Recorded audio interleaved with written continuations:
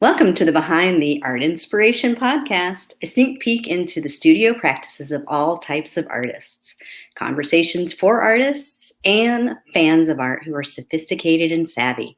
I'm your host, Caroline Karp. Let's get to it. Well, hello, everyone. This is episode number 20 of the Behind the Art Inspiration podcast. And in this episode, I'll be virtually traveling from my Safety Harbor, Florida studio just north of New York City and into the studio of Repurposed media artist Natalya, and I didn't ask how to pronounce her last name. Khorover. Natalya is an artist who repurposes mostly non-recyclable materials for her canvas and uses stitches instead of paintbrushes to express her vision. So, Natalya, I know that I want to know, and I know that everybody listening or most people listening want to know, what is a repurposed media artist? Well, in my case, I repurpose mostly single-use plastic bags or other plastics that are wrapped around things you buy in bulk at the supermarket, or not even bulk. Anything you buy at the supermarket is usually wrapped in some sort of plastic. So the soft plastics are the ones that I use for my art. And I also use vintage linens and fabric scraps as well. And so I guess, what kind of color palette can you get from soft plastics? Quite varied. As you can see behind me, it comes in all colors, but here, this is the type of rice cakes we eat around. There you go. And it's light blue, very pretty. So I see it's like a cerulean blue. Not only is it light blue, but is it a gradation of cerulean blue? Yeah, there's even a little pattern to it too. So none of this stuff is recyclable, even if it has a recycle symbol on it. That's just greenwashing. I don't know if you know what greenwashing is. That's making something sound like it's recyclable, but it's not really. But yeah, all of these bags, here's a bread bag. There's a lot of good color here. Tell me about that color, because you just showed me another color. Yeah, purple, like magenta, and I see gold. Yes, yeah. So the colors that you're showing me are colors that I would actually put into my artwork and mix the paint for that. Yeah, and I don't have to do that. I can just cut them off these plastic bags. The pink behind me, that's all. Yeah, here's, I've got oranges and turquoises back here. They're actually gorgeous. I mean, they're really gorgeous colors. Yeah, and what I like about plastic bags as well is a lot of them are translucent.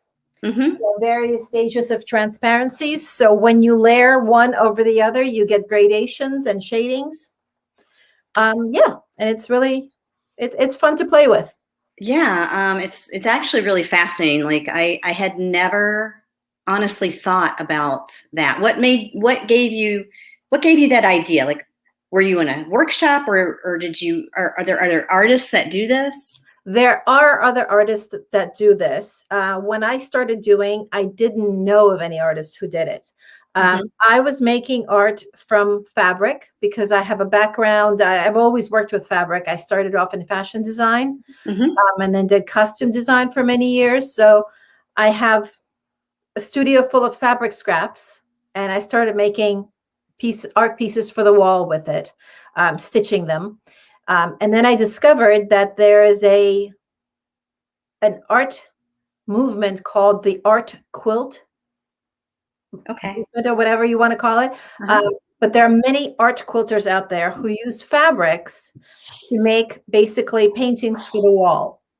It's all stitched. And when I discovered it, I fell right into it. It was very exciting to me, and it's very tactile, which is what I love about fabric. And I've always been a recycler, repurposer, so it's in my blood. So, and I don't remember exactly when I started using plastic bags, but I'm sure I saved a few because I liked the color and I wasn't sure what I was going to do with it. So I think I probably needed a color in something that I was making out of fabric, and all of a sudden I was like, oh, hey, look at that. Because I can So, stitch with it. yeah, there's two things I want to ask you, but I don't want to forget them, so I'm going to tell you first. So the first one I want to talk about is architecture and your link with architecture in your work. Okay. And the second one is you talked about stitching. Yeah. So choose one of those two, but don't forget what the first one was. Well, I'll talk about stitching first. Okay.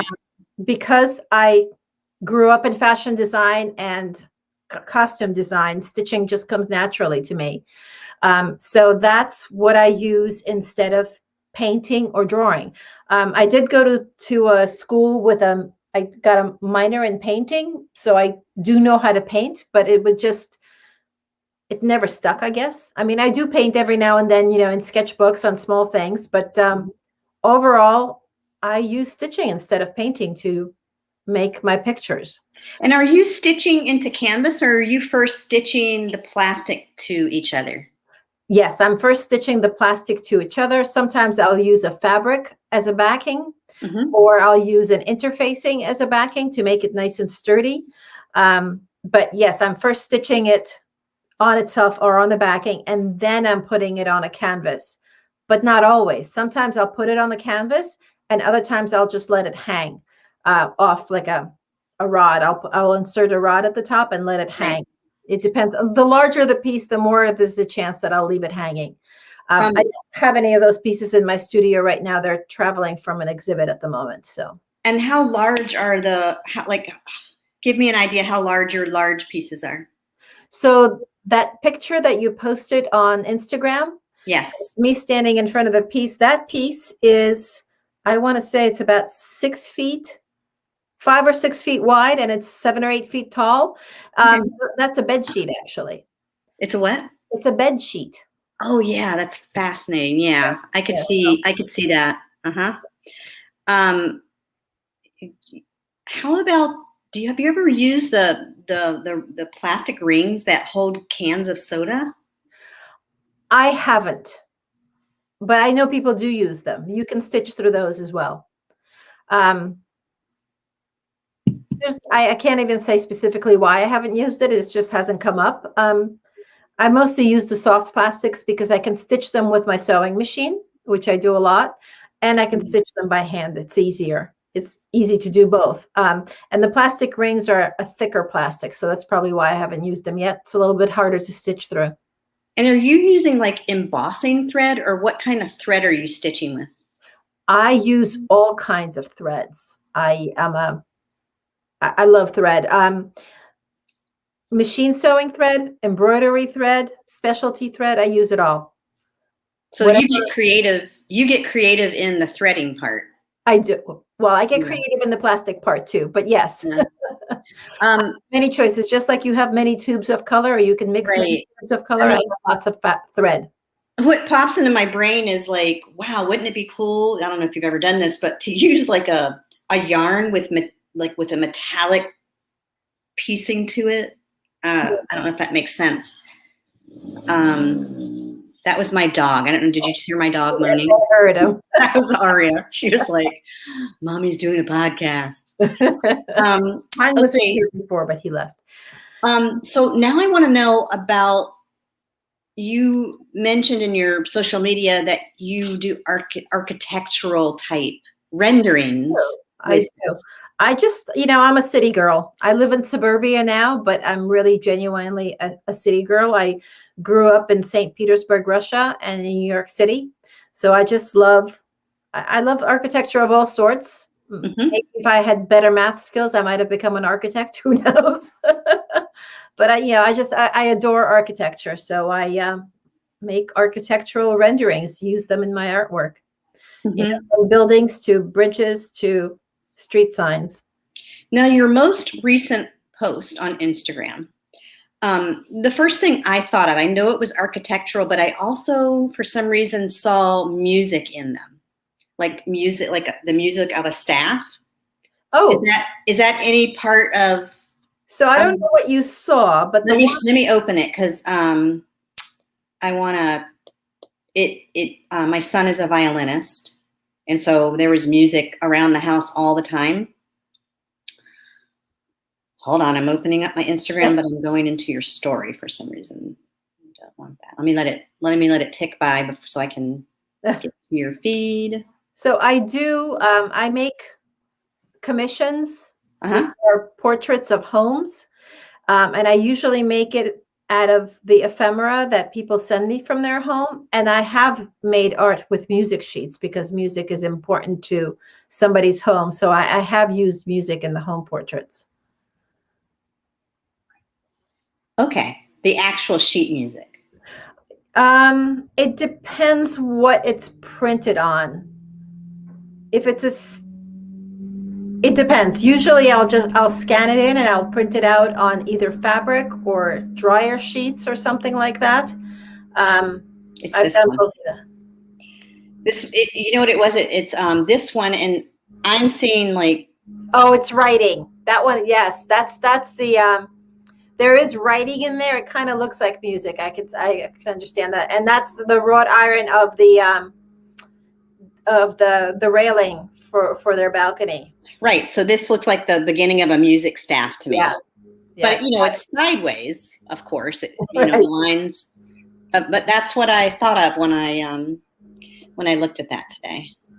I'm sorry. I think my neighbor decided to mow his lawn. I don't hear it. That's fine. Yep. All's good. And when we're doing these podcasts and we're all at home, there's going to be noises. Yep. There's going to be noises that happen. That's okay. So I see behind you that there are two pieces that have that cerulean blue and that pink magenta color and golden. Is that one of your colors that you really, really enjoy? I enjoy all color. I just happen to pull these pieces because they can stand up on their own and I can stack them behind me. But I like to use a lot of color. I use every color of the rainbow in my artwork. Do people donate their soft plastics to you? Or they have in the past, but right now I'm not accepting any donations. I have a storage room back there. It's packed. And you did bring some materials to talk to us about, right? I did. Well, these, plastic bags that I showed earlier. I happened to grab a white one, but they come in all colors, as you can see behind me. So yeah, they're everywhere. And when you really open up your eyes and realize what you're looking at, you can see that it's everywhere. Mm-hmm. And do you do exhibits? Like, do you show places? I do. Yeah. Tell me about that. I submit to juried exhibits. Not much lately, obviously, but I did have a couple of pieces in a show up at upstate New York at the Schweinfurth Art Center. Okay. I just have some pieces out in Athens, Ohio at the Quilt National Exhibition. And let's see what else. I do the one art show that I do a year is going to be at the end of September, or is it beginning of October this year? No, I think it's at the end of September, the Armonk Outdoor Art Show. So I'll do that, but I don't do, that's the only art show I do these days. Hopefully there'll be more exhibits in the future. I haven't been entering that many exhibits lately because I've been doing a lot of teaching. Oh, tell me about that. I read about that. Yeah, I teach on Zoom. I have to say the pandemic has been great as far as obviously it hasn't been great, but as far as connecting people through the internet, it was an incredible opportunity to do that. And I was able to continue teaching using the Zoom platform to guilds around the country, doing my, being hired by guilds or doing my own workshops. And, like I had some locals in my workshop who were living, just a few towns over. I had some Californians and I had a woman from Germany in a workshop. That's awesome. It's amazing. Yeah. I love the connection. I actually love the connections that I've been making with people all around the world. Yeah. Throughout this year. I think it's really good for artists. I mean, in one case, everybody's sad that they're not in galleries and whatnot, but wow, it's kind of really brought the art world together. I think so. I think it's been like just the other day, I attended 2 artist talks. One was in Pittsburgh and the other one was in New York. Yeah. And, that I would have never been able to do that in any other time. Right. So this is just like a catalyst bringing us all together. Yeah, I think so. Yeah. And so I met Natalya, what was it, Saturday or Sunday? No, Thursday or Friday? Thursday. Wednesday, Thursday, Friday. That's what it was. Yeah, we were in a retreat together, working on our businesses together with Christine Kane. Yep. She helps small entrepreneurs, right? Yes. Work on their businesses. And so Natalya and we're working together on our businesses and working on our elevator pitches, I think, together. Yes. Artists need to do, memorized it. yeah, artists need to do those kind of things too. So it was great meeting you and learning more about you, and then asking you to come on the podcast. But is there anything, where can people find your artwork? I'm going to have it in the show notes, but. Okay. So my website, everything is there. It's artbynatalya.com. Mm-hmm. And it's Natalya with a Y. So everything is there. It's also Art by Natalya on Instagram. You can email me there, or you can take a look at everything I do there. Sounds good. And is there anything else you want to tell us? Let's see. Well, aside from large artwork, I do have small artwork. So I don't necessarily work large. Can you hold it a little bit closer? Sure. So this is actually on canvas. Uh-huh. Wait, there we go. This is on canvas, and the bridge is embroidered, and the mountain behind the bridge is plastic. Wow. And so I am noticing the detail this is what I'm seeing. I'm noticing the detail of you when you put the stitching close together. Obviously it looks darker, and when you put it, that's Aria again. Yeah. And if you put it further apart, it obviously looks a little bit more see-through. Yeah. But the perspective on that is just amazing. Oh, thank you. Yeah, the only problem with stitched art is that, and some of it on plastic, is it's very difficult to photograph. Yeah. Because of the shine, and because there's so much texture, that I have quite good photographs on my website, but it's hard to show. I was just I was out in Dallas actually at the beginning of this week. It feels like it was 2 weeks ago already. I did a couple of segments for an episode of the Quilt Show. Oh, wow. And I brought my artwork there with me, and I had it all hanging on the walls. And the lighting guy, I caught him looking at my artwork like real close up with a flashlight. I was like, "What are you doing?" And he's like, "Well, there's just so much texture in here. I have to figure out how to light it best." And I'm really stumped. And so what do you know what he came up with? Because I mean, lighting is always a thing for artists. I know. I can't tell you what he came up with, but it looked great on the screen. But it's a professional studio, so they've got a gajillion lights on the ceiling and all, and right. All of that. I mean, right now I'm looking at my lighting, and I'm like, this isn't the correct lighting, but we do the best we can, right? Right. Doing it imperfectly. Anything else you want to tell us? What's all behind you? You've got what's over? So that's my my thread rack. You see all my thread lined up back there. Oh yeah, I would want to get a close up of that. Okay. Can you take us over there so we can see it easily? Over there, let's see. Because that's the kind of stuff I like to see. Whoops. Oh yeah, I love that organization. So it's not all that well organized, but Well, do you attempt to organize it by color? Yes, by color and type. Wow. Shiny with the notch and the not shiny. I do attempt. Yeah. It doesn't always work, and sometimes I just want to put it all up there because I got to get to work. So It's a little bit in disarray now, but it's good enough. That's the kind of stuff I find fascinating now. If you were to look at my palette right now, or where I keep my paint, it's just like a big mound of paints. Yeah.